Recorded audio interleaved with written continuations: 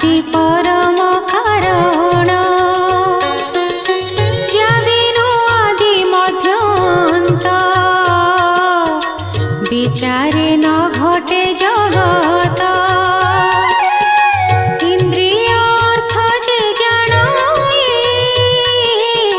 सते जे नित्य प्रकाशाई आनंद मने वेद सारा ब्रह्मांडे जे कला विस्तार जार स्वरूप हृदय चिंती वेद पुरुषे